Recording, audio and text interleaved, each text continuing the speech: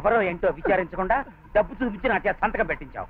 నా అనుమతి పత్రంతో కోర్టులో వాడు నా పళ్ళు తీశాడు. నన్ను కోర్టుకు లాగిన వాడు చావాలి. ఎప్పుడు తీర్పు చెప్పడం పూర్తయి నా కారు కోర్టు కాంపౌండ్ దాటే లోపలే వాడు చావాలి. వాడిని ముక్కల ముక్కల కింద నరికి పారేయండి. పాతి పెట్టడానికి ఒక్క ఎముక కూడా మిగలకూడదు.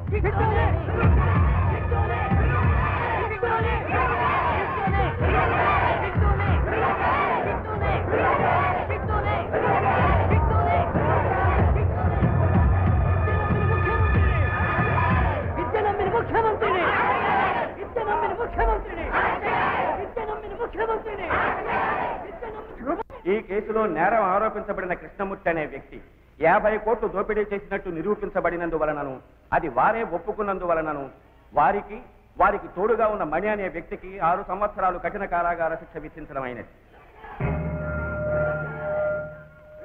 పైగా కృష్ణమూర్తి ముఖ్యమంత్రిపై ఆరోపించిన నేరానికి ఆధారం లేనందువల్ల ముఖ్యమంత్రిని ఈ కోర్టు నిర్దోషిగా నిర్ణయించి వారిపైన ఎంక్వైరీ కమిషన్ వేయాలనే ఆరోపణను రద్దు చేయడమైనది.